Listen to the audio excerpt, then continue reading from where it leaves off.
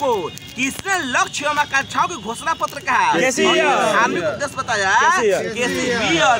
भारत में pro tem speaker की नियुक्ति करने की व्यवस्था किस राष्ट्रपति है? बहुत बढ़िया क्वेश्चन बा कि प्रोटेम स्पीकर नियुक्ति होला नो कहां से लेवल गइल बा? फ्रांस से। बहुत बढ़िया। प्रोटेम स्पीकर की नियुक्ति कौन देश से लेवल बा? फ्रांस से। बताओ कि राष्ट्रपति के महाभियोग प्रक्रिया में कौन-कौन शामिल होला? लोकसभा संसद के दोनों सदस्य निर्वाचित और मनोनीत दोनों। खाली निर्वाचन में कौन भाग लेवला? खाली निर्वाचित विधानसभा सबके निर्वाचित मनोनीत सदस्य ना लेला। बताओ कि यदि कोई व्यक्ति संसद के दोनों सदनों में चुन लिया जाता है तो उसे कितना दिनों का भीतर यह बताना होगा कि उसे किस सदन में रहना है? 10 दिन के भीतर। 10 दिन के भीतर यह खड़ा रहे बनारसियों से और गुजरात से कौन चीज खा रहे? बड़ोदरा से खा रहे तो दोनों से जीत के रहे तो बनारस वाला ले के और बड़ोदरा वाला वोट रहे। दोनों सदन तो लोकसभा राज्यसभा दोनों चुनाव लड़ा था और दोनों ठिया जीत ले लो तो कितना दिन के? हाँ दोनों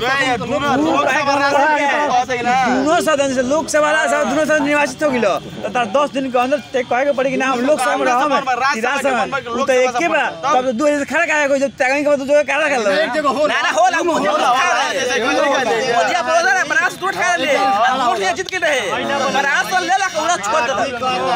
अरे एक कहूं इकट्ठे शासन करबो ना खड़ा परे बनाट केरल से आज उत्तर प्रदेश अमेठी से हारा मिला अमेठी से हार गेल बनाट वाला जीत आ दोनों चीज में छोड़े पड़ी छोड़े आई संसद सदन बा दोनों सदन चलो बताओ।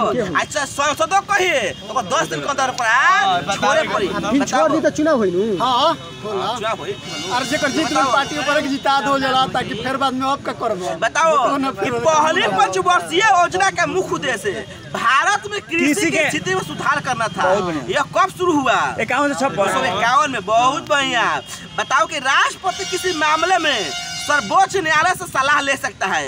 इसका उल्लेख संविधान के किस अनुच्छेद में है? 143। बहुत बढ़िया। संविधान के किस अनुच्छेद के तहत राज्य की कार्यकारी शक्ति राज्यपाल में निहित होगी? 154। राज्य संविधान के कौन अनुच्छेद के तहत राज्य की कार्यपालित शक्ति राज्यपाल में निहित होगी? 154। बताओ कि सकल राष्ट्रीय उत्पाद निम्नलिखित में से किसको शामिल नहीं किया जाता है? तब देखो सकल राष्ट्रीय उत्पाद में विदेशी निवेशियों के आय ना शामिल होला, निजी प्रेषण शामिल होला, बाह्य ऋणों पर ब्याज के प्राप्त शामिल होला, बाह्य अनुदान शामिल होला, लेकिन सकल राष्ट्रीय उत्पाद में विदेशी निवासी के आय ना शामिल होला। ठीक है नो? बताओ कि बाजार में मुद्रा आपूर्ति को नियंत्रित करने के साधन के रूप में सरकारी बांडों के बिक्री खरीद को क्या कहा जाता है? Open market operation. बाजार में मुद्रा आपूर्ति को नियंत्रित करने के साधन के रूप में सरकारी बांडों के बिक्री खरीद को क्या कहा जाता है? Open market operation. अगर किसी देश का भुगतान संतुलन विपरीत हो गया है तो उसे किस संस्था से मदद लेनी पड़ेगी? अंतर्राष्ट्रीय मुद्रा कोष IMF से। अगर वित्तीय स्थिरता रिपोर्ट IMF जारी करता है। वित्तीय स्थिरता रिपोर्ट IMF है। और किसी देश का भुगतान संतुलन विपरीत हो गइल बा तो उसे केकरा से मदद लेवे पड़ी? IMF से। बताओ कि कौन सी रिपोर्ट बताओ कि ग्लोबल जेंडर गैप रिपोर्ट क्या जारी करेला? ग्लोबल जेंडर विश्व बैंक ना जारी करेला। वर्ल्ड डेवलपमेंट रिपोर्ट क्या जारी करेला? विश्व बैंक। आई जो डूइंग बिजनेस है विश्व बैंक है। आ ग्लोबल इकोनॉमिक प्रोस्पेक्टस से विश्व बैंक। अंतर्राष्ट्रीय वित्तीय संस्था IMF। बहुत बढ़िया। बताओ कि कौन सी बेरोजगारी तकनीकी में परिवर्तन के कारण होता है? तकनीकी में परिवर्तन का कौन बेरोजगारी होला? संरचनात्मक बेरोजगारी। संरचनात्मक बेरोजगारी। किस गुप्त शासक को साक्रादित्य कहा जाता है? साक्रादित्य। बहुत बढ़िया क्वेश्चन बा कि किस गुप्त शासक को साक्रादित्य कहा जाता है? स्कंदगुप्त को। किस भारतीय रचना का सबसे पहले यूरोपीय भाषा में अनुवाद किया गया? बहुत बढ़िया क्वेश्चन बताइए। किस भारतीय रचना को सबसे पहले यूरोपीय भाषा में अनुवाद किया गया? तो अभिज्ञान संकुतलम के। अभिज्ञान संकुतलम के 14 के। भैया गीता बना गीता थोड़ा चाहिए 72 के 73 में नहीं भरे नु हमारे इंस्टीट्यूट काल में गीता के अंग्रेजी में 1785 में बिलियन बिलियन के चल मात्र एक मात्र किस भारतीय रचना का सबसे पहले यूरोपीय भाषा में बात किया गया बताओ कि कौन सा सम्राट अशोक के धर्म का भाग नहीं था तब ब्राह्मणों का सम्मान करना ये अशोक के धर्म के भागे ना रहे राजा का सम्मान करना ही रहे अपने धर्म से विभिन्न धर्मों के प्रति सहिष्णुता रहे अपने प्रजा का कल्याण को बढ़ावा देना ये हो रहे लेकिन ब्राह्मणों का सम्मान करना ये अशोक के धर्म के भागे ना रहे सिंधु सभ्यता में ऊबर वाले सार की आकृति वाले मुहर की प्राप्ति कहाँ हुई है मोहनजोदड़ो से ठीक है ऊबर वाले सार की आकृति का मोहर कहाँ से मिलल बा मोहनजोदड़ो से बताओ कि कौन सा एंजाइम स्टार्च को माल्टोज में बदलता है डाइस्टेज कौन सा एंजाइम स्टार्च को माल्टोज में बदलता है डाइस्टेज निम्नलिखित में से कौन सा समूह है माता क्रमशः ए और बी रक्त समूह वाले दंपति के बच्चों मौजूद हो सकते हैं मान लो कि माता के अरे ए तारे तार मेरा को बी लड़का में सब तो लड़का में क्या हो ये सब बहुत बढ़िया ए बी ओ बताओ कि कौन सबसे प्रबल कृत्रिम मधुरक है सबसे प्रबल है सैकरीन स्पार्टे में कि सुक्रालेजे कि एलिटे में याद रखो कि कौन सबसे प्रबल कृत्रिम मधुरक है तो एलिटे प्रबल के कारण हट देता सैकरीन आ चीनी से 500 गुना मीठा वाला कौन सैकरीन वाला सबसे प्रबल कृत्रिम मधुरक कही है तो एलिटेम बताओ कि ब्रह्मांड में किन्हीं दो निकायों के बीच गुरुत्वाकर्षण बोले उनके तरह मानो के क्या होला पाते हैं उनके बीच के दूरी के बढ़ के बहुत बढ़िया बताओ कि कौन ठोस द्रव और गैस तीनों रूप में पाया जाता है जल पानी ठोस धातु धातु को धातु है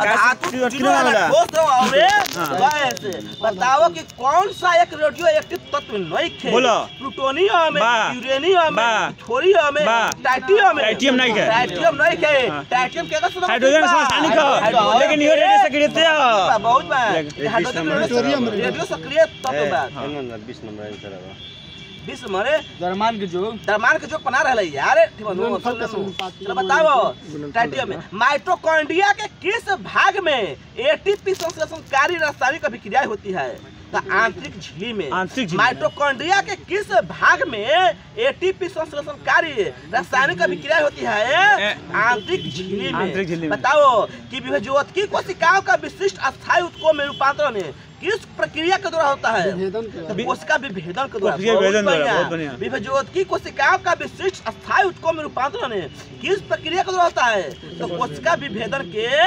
द्वारा बताओ कि संयोजित बताओ कि सोनोजी तो उदाहरण बा रखते व्यवस्थित बा उपस्थित इहो बा लेकिन हाउ ना हो जंदले बा बताओ कि पित्ताशय में उपस्थित पथरी किसका पाचन प्रभावित करता है बासा के जगह पथरी भइल बा नो उ बासा ना पथरी यार ये तरह हमरा हो गइल बा ए तो मुर्गा अंडा मत खा बताओ कि एक डायोप्टर कितना बराबर होला 1 सेंटीमीटर और से 1 मीटर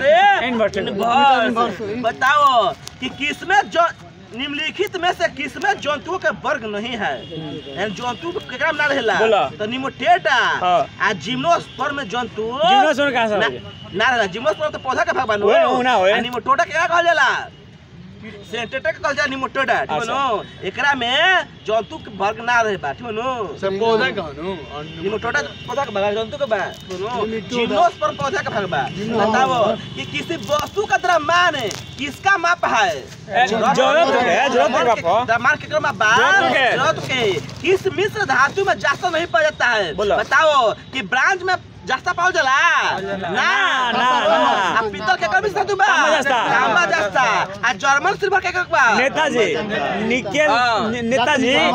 निकेल तांबा जास्ता बहुत बढ़िया बताओ पिताजी पीतल तांबा जास्ता याद रखियो जर्मन सिंबल के मिश्रण बा पिताजी के पीतल तांबा और जास्ता सुनो बताओ कि क्षेत्रफल की दृष्टि से भारत के 4 बड़े राज्य बताओ कौन कौन बता दें राजस्थान मध्य प्रदेश उत्तर प्रदेश आंध्र प्रदेश बहुत बढ़िया राजस्थान मध्य प्रदेश महाराष्ट्र उत्तर प्रदेश बात महाराष्ट्र उत्तर प्रदेश राजस्थान मध्य प्रदेश महाराष्ट्र और उत्तर प्रदेश बनो भारत में सर्वाधिक लवणीय मृदा का क्षेत्र किस राज्य में है राजस्थान में गुजरात में 5 करोड़ में बा याद रखो कि भारत में सर्वाधिक लवणीय मृदा का क्षेत्र कहिए गुजरात में पश्चिम बंगाल में मत मार दियो सबसे अधिक लवणीय क्षेत्र कहाँ बा गुजरात में बा बताओ कि भारतीय मौसम वेधशाला एवं संस्थान कहाँ पुणे में भारतीय मौसम वेधशाला कहाँ बा पुणे में काराकोरम लद्दाख हम जांच करे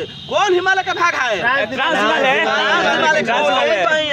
कॉलेज भारत के अंडमान निकोबार में स्थित नारकोंडम ज्वालामुखी किस प्रकार के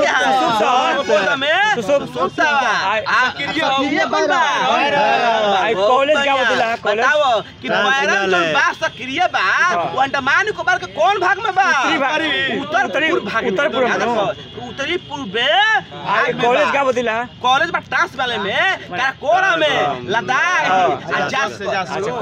क्रम से बा ऊपर काराकोरम बा नीचे लद्दाख और ऊपर नीचे क्रम से बा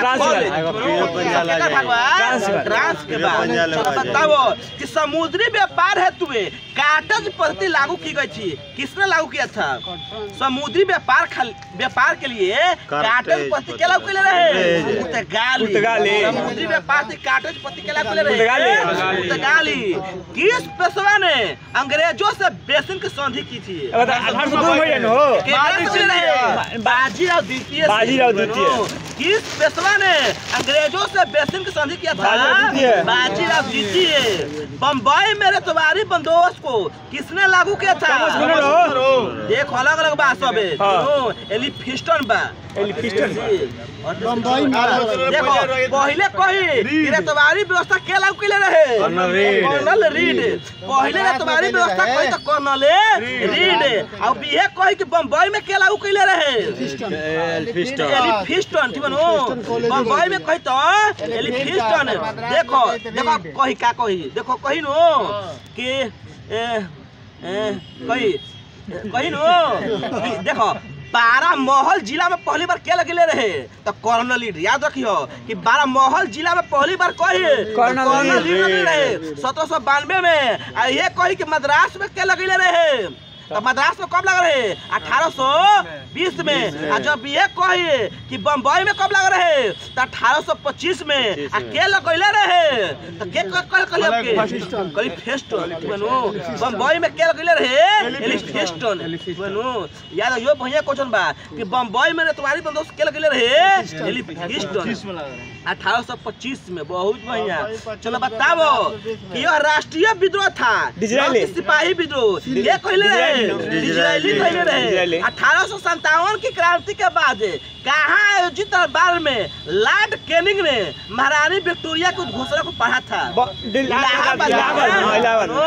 इलाहाबाद में चलो बताओ कि इंडियन रिफॉर्म एसोसिएशन के संस्थापक के बा Keshav Chandra Sen Indian reform association संस्थापक केशव चंद्र सेन सब लूसन से बाहरी आवत सब संस्थापक बुझात नो आवत नहीं के लूसन में कहां देले बड़े मत करे कि 5 साल पढ़ियो एग्जाम से पहले ज्यादा मत पढ़ो ठीक नो रोवा खाते चाहे ब्याह सकती है लूसन स्पीड के होई पढ़ जा हां बस खाली सेट मारो आ वर्कर बथवा किताब मत एकदम बढ़िया कर हमार सोचिए सोच बा हमार बात झर बा बताओ ई ब्लैक बुक ए ब्लैक बुक मैजिक पढ़िया निकर पढ़ाओ अरे मार कहे के मतलब नु चलो शिक्षा में सुधार व्यू कम हो जाए चलो बताओ शिक्षा में सुधार है तू ब्रिटिश सरकार द्वारा हाटोक समिति के गठन किया था 1948 में हाटोक समिति गठन 1929 में हाटोक समिति कहां से है शिक्षा से 48 से मत गलती से जाओ अरे हाटोक समिति क्वेश्चन और सही नहीं के हाटोक समिति कहते हैं 48 में पढ़ रहे तब कोई नहीं बता रहे बताओ कि नमक कानून के विरोध में कालीकट के पायना तुरंत तक यात्रा किसने किया था नमक कानून के विरोध में कालीकट से पायनूर तक की यात्रा क्या कइले रहे के केलपक्कम बनो के केलपक्कम बनो बताओ कि अखिल भारतीय किसान सभा का प्रथम अधिवेशन कहाँ हुआ था लखनऊ में बहुत बढ़िया अखिल भारतीय किसान सभा का प्रथम अधिवेशन कहाँ हुआ रहे लखनऊ में 1763 में पटना स्थित अंग्रेजों की फैक्ट्री पर किसने अधिकार किया था नवाब मीर कासिम बनो 1763 में पटना में स्थित अंग्रेजों की फैक्ट्री पर किसने अधिकार किया था नवाब मीर कासिम किया था किस चोल शासक ने गंगा घाटी का अभियान करे पाल शासक को पराजित किया था राजेंद्र प्रथम किस चोल शासक ने गंगा घाटी का अभियान करे पाल शासक को पराजित किया था राजेंद्र प्रथम बताओ कि फतुहात फिरोज शाही पुस्तक के रखले बा फिरोज शाह तू आ हाउ रहे कौन रहे जल्द मन लिख रहे अरे उ लिख ले बताओ त नहीं तारीख है फिरोज शाही बहुत बढ़िया तारीख बोल नहीं आ तारीख फिरोज शाही में केकर बनल बा फिरोज तू ना के करे अलाउद्दीन खिलजी के सभा शाही जति के बराबर बा पैसा सके ऊपर बा चलो बताओ फिर से बोलिए तब फतुहात का है फतुहात फिरोज शाही कही फिरोज शाह बताओ 1934 में कांग्रेस समाजवादी पार्टी का प्रथम अधिवेशन कहाँ हुआ था पटना में बहुत बढ़िया 1934 में कांग्रेस समाजवादी पार्टी का प्रथम अधिवेशन कहाँ हुआ पटना में भूमि दान का प्रथम साक्ष्य किस अभिलेख से मिलता है बहुत बढ़िया नाना घाट अभिलेख नाना जी भूमि देता नाना जी तो भूमि दान का प्रथम साक्ष्य कही नाना घाटे अभिलेख से विजयनगर की मुद्रा का नाम क्या था बहुत बढ़िया बहुत बढ़िया चलो बताओ